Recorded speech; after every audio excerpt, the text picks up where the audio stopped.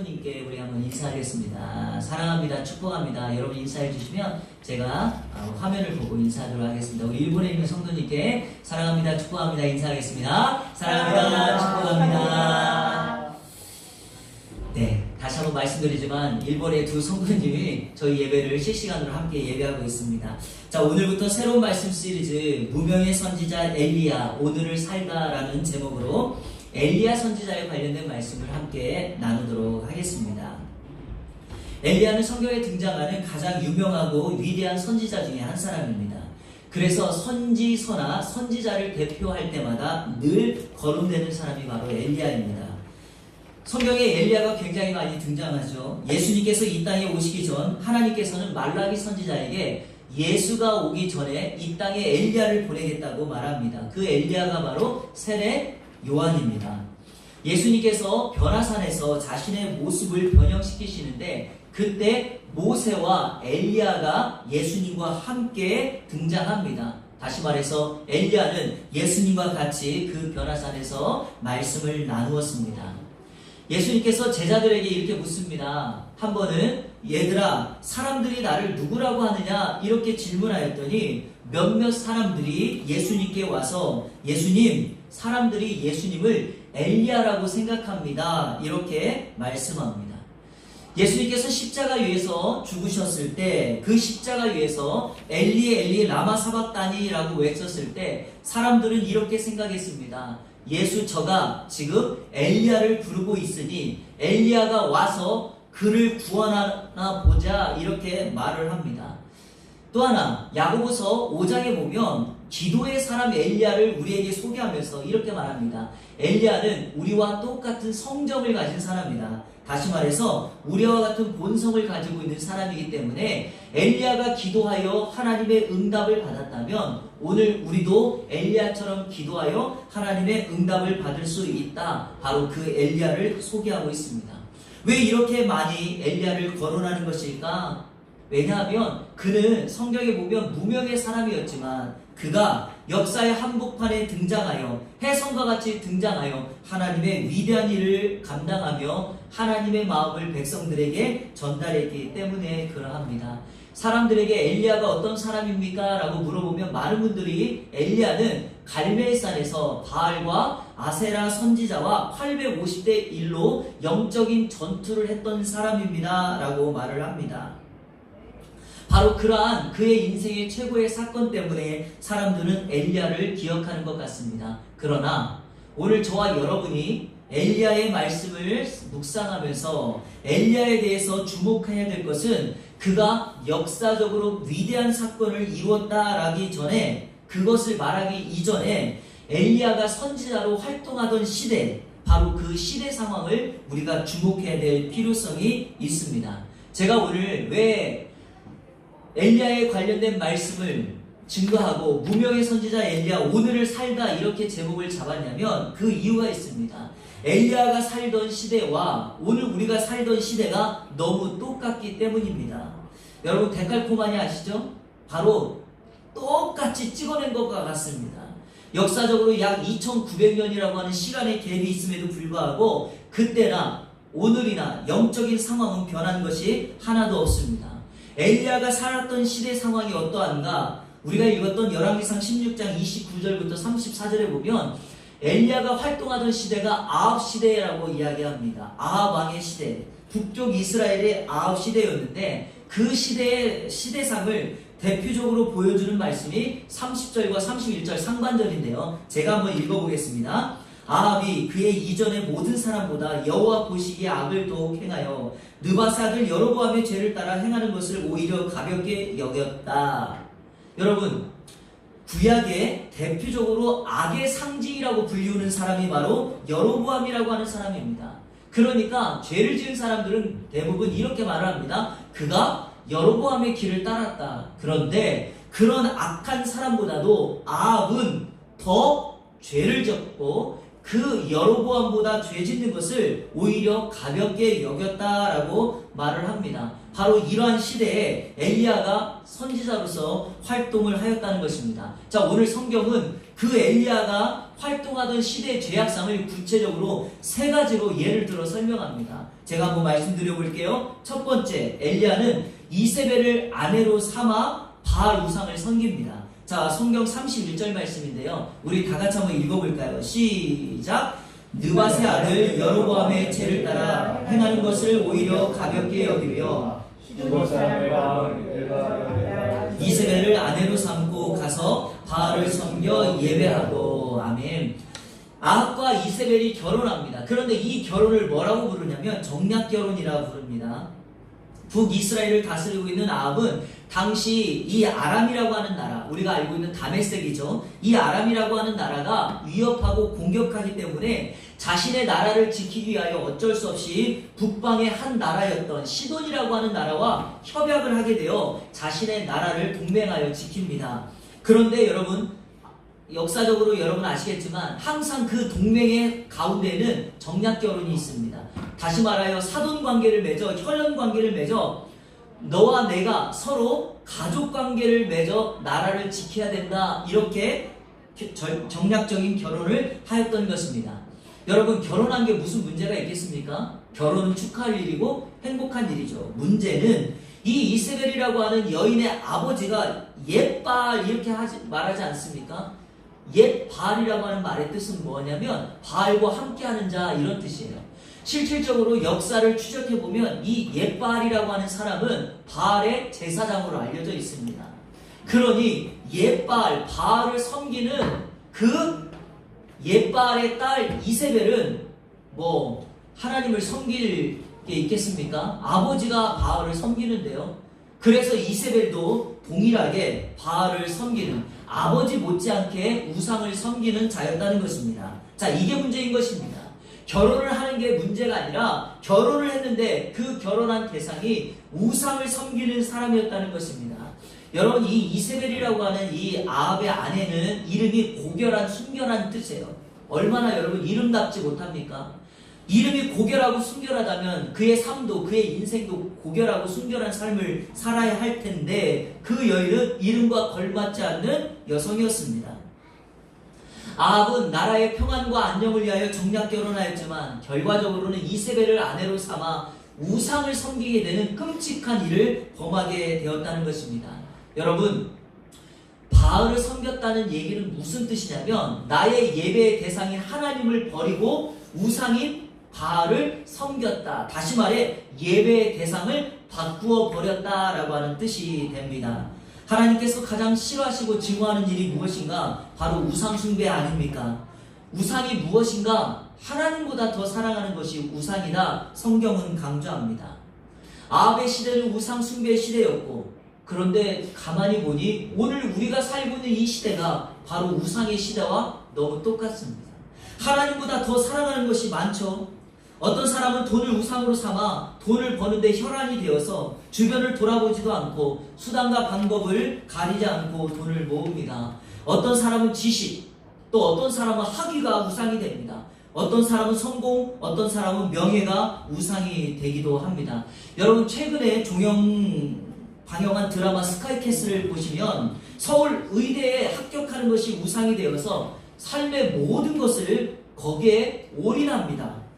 그래서 거기에 등장하는 그 피라미드 있잖아요. 피라미드의 맨 꼭대기에 오르고자 하는 사람들의 습성, 그리고 이 땅에 우리 현대인들의 그 마음의 우상을 그 피라미드가 상징하고 있습니다.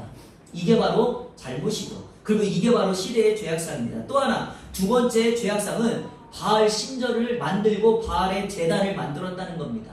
우상을 섬기는데 멈추는 것이 아니라 나아가서 적극적으로 그 우상을 섬기는 신전을 만들고요, 제단까지 만들었다는 것입니다. 32절 33절을 제가 읽겠습니다. 사마리아에 건축한 바알의 신전 안에 바알을 위하여 제단을 쌓으며 또 아세라상을 만들었으니 그는 그 이전에 이스라엘의 모든 왕보다 심히 이스라엘 하나님 여호와를 노하시게 하였더라.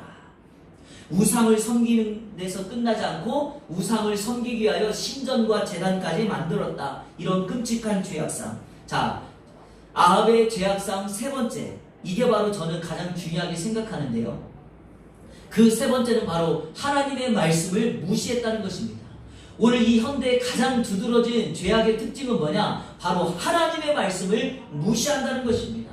하나님의 말씀을 진리로 여기지 않기에 인생의 가장 심각한 문제가 대두됩니다. 자, 우리 34절 중요한데요. 같이 한번 읽어보겠습니다. 34절 시작. 그 시대에 베델 사람 히엘이 여리고를 건축하였는데 그가 그 터를 쌓을 때에 아비람을 잃었고 그 성문을 세울 때에 막내 아들 수업을 잃었으니 여호와께서 눈의 아들 여호수아를 통하여 하신 말씀과 같이 되었더라. 아멘.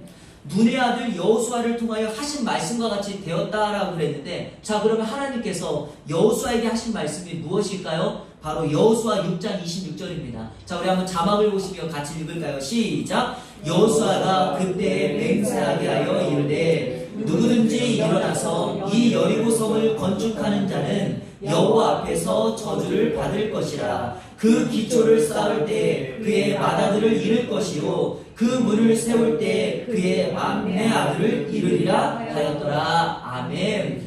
민족의 지도자 모세의 뒤를 이은 여호수아가 가나안 땅을 정복하는 그 과정에 있어서 첫 번째 여리고성을 무너뜨립니다. 그 여리고성을 무너뜨리고 난 다음에 여호수아가 하나님의 말씀을 받아 이렇게 말한 것입니다. 성의 문을 닫았는데 이 성을 건축하는 사람은 큰아들, 막내 아들이 죽음을 당할 거다. 하나님의 분명한 진리의 말씀이 선포되었는데 아합의 시대에 이 시해를 시켜가지고 이 말씀을 무시하고 여리고성을 건축합니다. 그랬더니 어떤 일이 벌어졌죠? 여리고성을 건축하였던 큰아들, 막내 아들이 하나님의 말씀대로 그대로 죽음을 당하는 사건이 일어나게 되었습니다.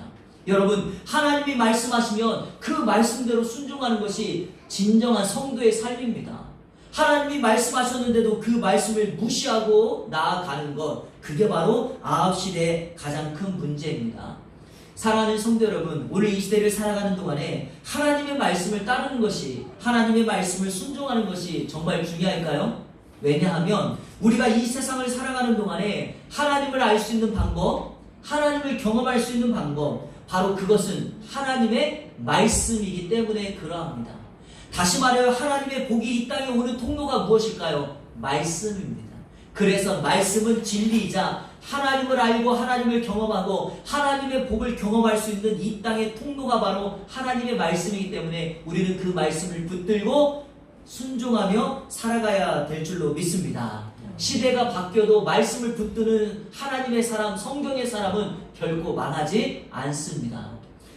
여러분, 요셉이라고 하는 사람을 알고 계시죠? 형들에 의해서 시기하여 구덩이에 빠져서 인생에 정말 끔찍한 어려움을 당했던 사람이 요셉입니다. 결국에는 그 요셉이 애굽에 팔려가는 끔찍한 일을 경험합니다. 그러나 그는 그의 인생을 좌절하거나 포기하지 않습니다. 그 이유가 무엇일까요? 하나님께서 그에게 비전과 꿈으로 주었던 하나님의 말씀, 즉 너를 통하여 이 세상의 모든 사람이 영광을 받을 거다. 그래서 하나님이 그에게 주셨던 그 꿈에 대한, 비전에 대한 환상 때문에 요셉은 결코 자신의 삶을 포기하지 않습니다. 그가 감옥에 있었을 때나 보디발의 집에서 집사로 있을 때나 왕궁에서, 애굽의 왕궁에서 국무총리로 있을 때나 그는 늘 하나님의 말씀을 붙들고 살아갑니다. 그랬더니 사람이 보는 데가 아니라 하나님이 본다 생각하고 그의 삶은 늘 하나님이 함께하는 축복의 사람이 되었습니다. 그래서 여러분, 창세기 37장부터 요셉의 스토리를 쭉 읽어보십시오. 요셉에게 떠나지 않는 성경 말씀 한 구절이 있습니다. 그게 뭘까요? 하나님이 요셉과 함께 하였다, 이겁니다. 이 시간 축복합니다. 우리 이 안에 모든 성도님들 평생에 살아가는 동안에 하나님이 여러분을 떠나지 않고 말씀 붙들고 살아가는 여러분에게 하나님이 영원히 함께하는 삶이 되시기를 주님의 이름으로 축원합니다. 자, 여러분, 이런 죄악상 속에서 바로 무명의 선지자 엘리야가 혜성처럼 등장합니다. 어느 누구도 말씀도 없고 하나님 앞에 드러나기를, 아니 이 세상에 나타나 복음을 전하는 것을 힘들어하는 그때 엘리야가 등장하여 하나님의 마음을 전달합니다. 엘리야, 그 이름의 뜻은 나의 하나님이 여호와다, 이런 뜻입니다. 저는 이런 의미에서 우리 성도들이 오늘 21세기를 살아가는 또 다른 엘리야일 줄로 믿습니다. 왜냐? 나의 믿음이, 나의 신앙이, 내가 살아가는 삶의 현장이 바로 내가 믿는 하나님이 진정한 이 시대의 구원자임을 선포하는 엘리야로서 삶을 살아야 되기 때문에 그러합니다. 여러분, 오늘 설교 제목이 뭐죠? 타이틀 말고요. 세상 속으로 들어가다 그랬죠? 맞습니다, 여러분. 타락한 세상 속에 들어갈 수 있는 유일한 사람은 바로 엘리야입니다. 하나님의 사람입니다. 여러분, 이 세상이 악하기에 그냥 내버려두고 방치하는 것이 아니라 하나님께서 이 세상을 우리에게 맡겨주셨기에 오늘 21세기의 엘리야, 동일한 엘리야인 우리가 세상 속으로 들어가야 합니다. 그 엘리야가 세상 속으로 들어가 했던 말씀이 바로 우리가 읽은 17장 1절입니다. 자, 우리 17장 1절을 다 같이 읽겠습니다. 시작! 길르앗에 우거하는 자 중에 디셉 사람 엘리야가 아합에게 말하되 내가 섬기는 이스라엘의 하나님 여호와께서 살아계심을 두고 맹세하노니 내 말이 없으면 수년 동안 비도 이슬도 있지 아니하리라 하니라. 아멘. 세상 속으로 들어간 엘리야, 성경은 그를 두 가지로 강조합니다. 첫 번째, 그는 무명의 선지자입니다. 그는 무명의 선지자예요. 성경을 읽어보신 분들은 알겠지만 선지자가 등장할 때마다 늘 등장하는 게 바로 소명기사예요. 다시 말하면 하나님이 그에게 말씀을 주고 그의 신분이 누구인가를 꼭 소개합니다. 예레미야나 에스겔 같은 선지자는 제사장 가문의 후손이라고 말합니다. 어떤 이들은 왕족이에요. 아니, 혈통이 좋지 않아도 성경이 꼭 선지자를 기록할 때마다 누구의 아들 선지자 이렇게 소개합니다. 그러나 엘리야는요, 오늘 본문이 첫 번째로 성경에서 등장하는 표현인데 그에 대한 정보가 아무것도 없습니다. 성경이 엘리야에 대해서 말하는 것 딱 한 문장이에요. 그건 바로 길르앗에 우거하는 자, 디셉 출신이라는 것, 이거 한 문장밖에 없습니다. 길르앗에 살고 있다는 것은, 길르앗은 북쪽 이스라엘의 어느 한 지역이고요. 이게 디셉이 문제예요. 디셉. 여러분, 디셉을 찾아보면 찾을 수가 없어요. 지도에 잘 안 나와요. 우리나라로 말하면 어떻게 표현할까요? 저 어디 땅끝마을 어디 지방에 있는 지도에도 잘 나오지 않는 그런 데예요. 그런데 이런 엘리야가 갑자기 배경도 알 수 없고 정보도 알 수 없는 무명의 선지자가 갑자기 혜성과 같이 등장하여 하나님의 말씀을 전하는 것으로 엘리야가 역사의 무대에 등장하고 있습니다. 자, 엘리야에 대해서 또 하나 살펴볼 거, 그에게 소명기사가 없어요. 여러분, 또 안타까운 게, 선지자는 다 소명기사가 있습니다. 이 소명기사라는 게 이런 거예요. 하나님께서 에스겔에게 말씀을 주어서 에스겔에게 말씀이 임하니라, 이런 거예요. 하나님이 요나에게 말씀을 줘 요나에게 말씀이 임하니라, 이런 게 소명기사거든요. 그런데 그게 없습니다.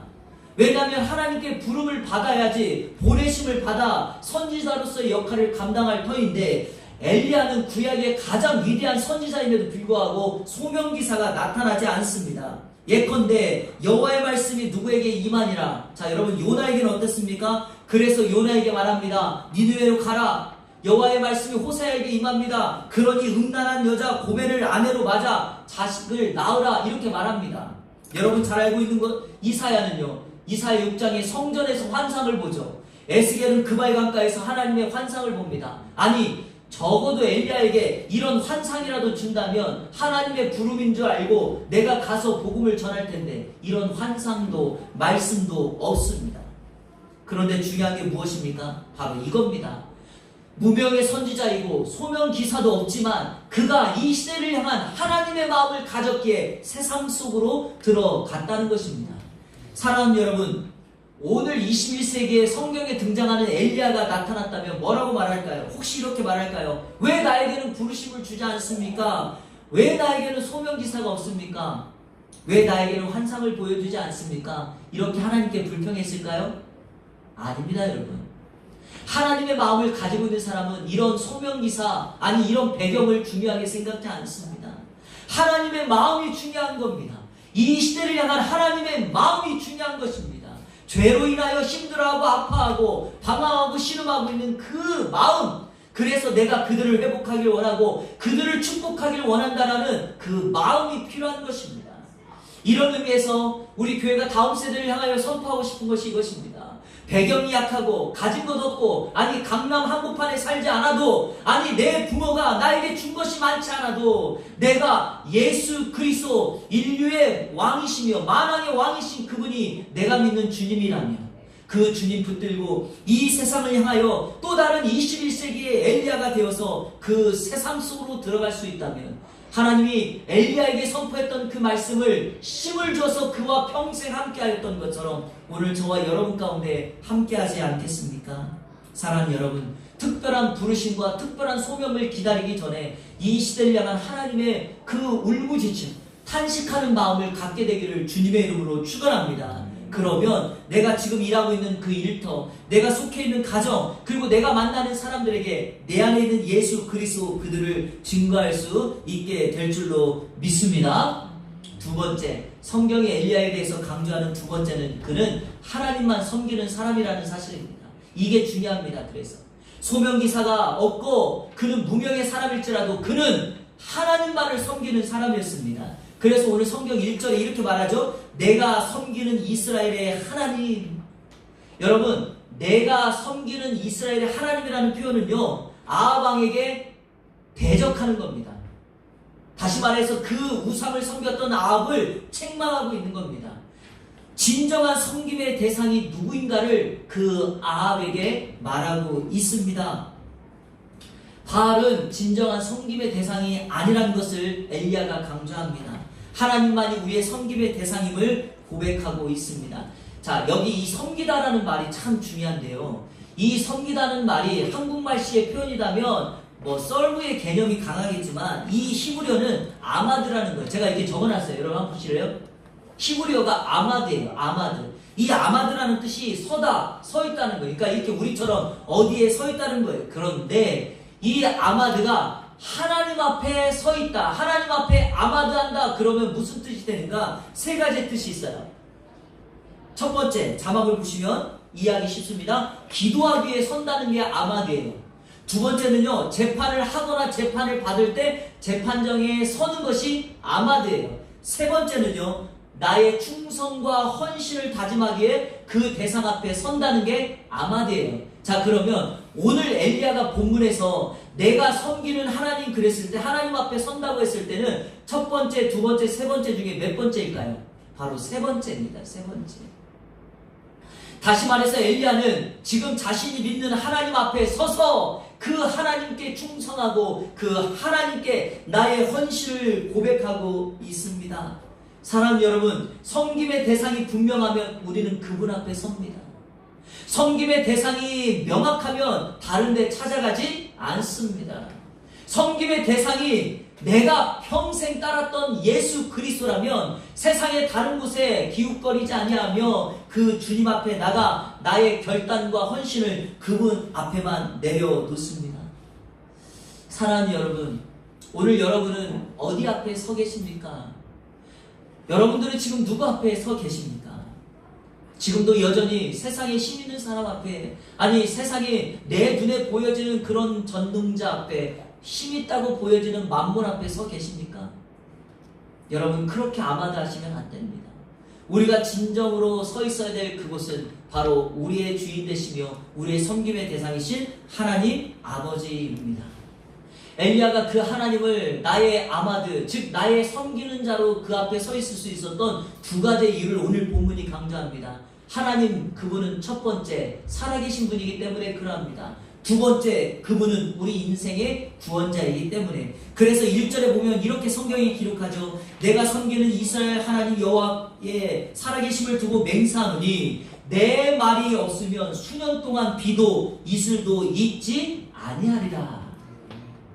여러분, 하나님의 살아계심을 믿지 않고 예수님을 믿으면 어떻게 되는지 아십니까? 그게 신앙이 아니라 자기 신념이 됩니다.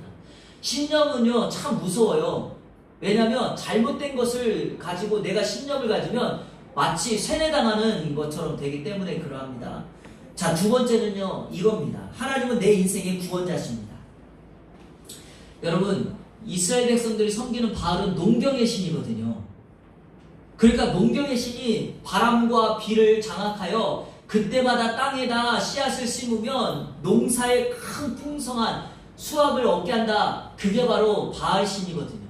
그런데 엘리야가 등장해서 이렇게 말합니다. 내 말이 없으면 수년 동안 비도 이슬도 있지 않겠다. 자, 비도 이슬도 있지 않겠다. 이 말이 무슨 뜻인가? 이 말은 너희들의 농사가 제대로 되지 않을 것이다. 이 말입니다. 왜냐? 하늘의 비를 주관하고 이 땅에 이슬을 내리는 분은 여호와 하나님이기 때문에 엘리야는 지금 그 바알의 그 우상을 정면으로 반박하고 있습니다. 하늘 문이 열린 것은 하나님이 여셔요. 비가 내린 것은 하나님께서 그 하늘의 문을 열어야 합니다. 이 땅에 이슬이 내리는 것은 하나님이 내려주셔야지만 이슬이 내린다 이 말입니다. 그러니까 엘리야는 지금 그 하나님을 자신의 인생의 진정한 주관자이며 내 인생을 유일하게 구원할 수 있는 분은 여호와 하나님 그분밖에 없음을 고백하고 선포하고 있는 것입니다. 자, 설교를 정리하면서 여러분에게 이렇게 말씀드리고 싶습니다. 여러분은 하나님을 살아계신 분으로 인생의 진정한 구원자로 믿으십니까? 믿는 자에게는 반드시 표적이 따르죠. 자, 제가 그 표적을 오늘 결론으로 2개의 성경 구절을 들면서 마칠 터인데, 자, 여러분 이것이 왜 이렇게 중요한가? 자, 보십시오. 엘리야가 하나님의 마음을 가지고 아방에 와서 선포했습니다. 말씀을 받아서 선포한 게 아니라 이 시대상의 죄악상을 바라보면서 하나님의 마음을 그대로 전달한 거죠. 그랬더니 하나님께서 엘리야에게 해주신 것, 자, 열왕기사 17장 7절 다 같이 읽겠습니다. 시작. 땅에 비가 내리지 아니하므로 얼마 후에 그 시내가 마르니라. 자, 비가 어떻게 됐다고요? 내리지 않게 되었습니다. 엘리야가 말한 대로 내 말이 없으니 이 땅에 비가 그친 것입니다. 자, 또 하나 열왕기상 18장 1절 다 같이 읽겠습니다. 시작. 많은 날이 지나고 제3년에 여호와의 말씀이 엘리야에게 임하여 이르시되 너는 가서 아합에게 보이라. 내가 비를 지면에 내리리라. 아멘. 자, 여러분 몇 년 동안 지금 비가 내리지 않았을까요? 3년 동안 비가 내리지 않았습니다. 그때 우리 하나님께서 엘리야에게 말씀하십니다. 아합에게 가라. 그리고 내 말을 전해라. 내가 비를 내리겠다. 이렇게 말씀합니다. 자, 여러분 하늘의 문을 여시는 분이 누구인가요? 하나님이십니다. 이 땅에 비를 내리고 비를 막으시는 분은 하나님이십니다. 엘리야가 그것을 믿음으로 고백하고 선포하였더니 하나님께서는 엘리야가 말한 대로 그 말씀대로 이루어 주십니다. 2019년 오늘을 살아가는 무명의 선지자 엘리야가 필요한 시대가 바로 오늘 저와 여러분이 살아갈 이 시대입니다. 결코 세상을 등지거나 세상에 타협하지 마시고요. 세상 속으로 들어가서 하나님의 말씀을 선포하십시오.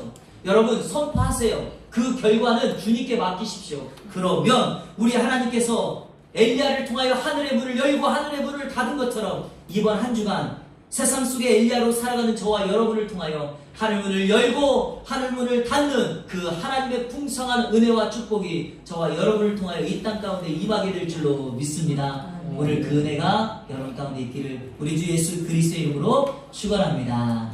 아멘.